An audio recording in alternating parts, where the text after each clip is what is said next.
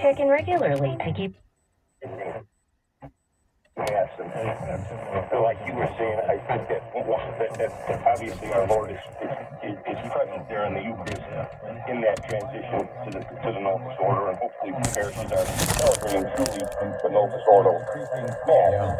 But then again, for the TLM, I can say this easier to you, and it would be better for them to hear me say it to you than them to their faces. I may not say it charitably, but I've been involved with both communities, and especially during COVID, when we worked really closely together when our churches were shut down, and I just saw an air about them of rigidity. Like that way was the only way, and I think that their reverence for the Mass is awesome, and I think that these people that are worried about going to the Novus Ordo Mass did not worry. They should. You're ungrateful. I was trying to help you. Yeah, I can do without your help. Instead of sitting by his daughter and saying, hey, I know you're in college, but your mom and I just got divorced, and we just blew up your entire world.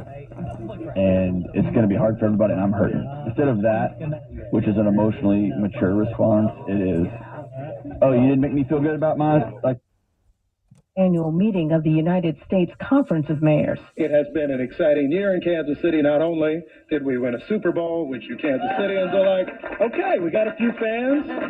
I was also able to welcome a new baby yesterday. This year, the mayors shared their challenges in solving a myriad of issues, including homelessness, gun violence, as well as the crises of opioids and mental health. Finally, after bad weather forced Texas officials to cancel a groundbreaking ceremony for the Fort Bend African American Memorial, there's a new date. This August 24th, known as the day after Slavery Remembrance Day, officials plan to break ground on a $10 million project. It will include a monument as well as trails to 2 historical museums and a cemetery honoring African American history. Log on to BINnews.com. You can follow the BIN on Instagram, Facebook, and TikTok at Black Information Network and on X at BlackInfoNet.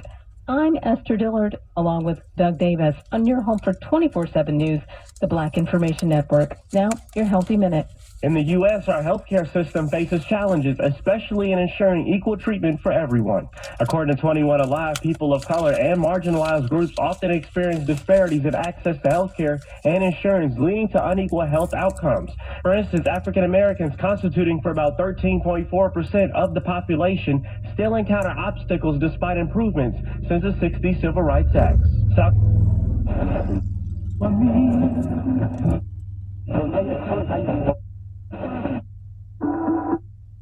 Has been our community's most beloved gathering space for generations.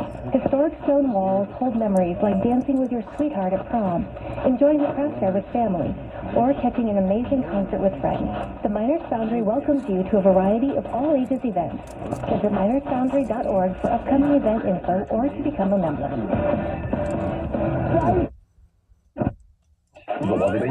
Well, life doesn't always give you time to change the outcome, but prediabetes does. Take the 1-minute risk test today at If you know of anybody that's working on a missal for the Novus Ordo that might have, like when you follow along in the Mass and it says, maybe it could say, like, the priest turns to the people, but then he says, then, the priest turns back to offer prayers to God with the people.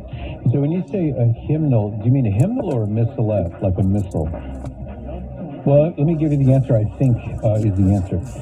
The way to find out about that would be contact Ignatius Press. Ignatius.com is their website. They, as a premier Catholic publisher, they do publish missals as well as hymnals and things. So if anyone would know, I think they would know at Ignatius Press. Thanks, Nathaniel.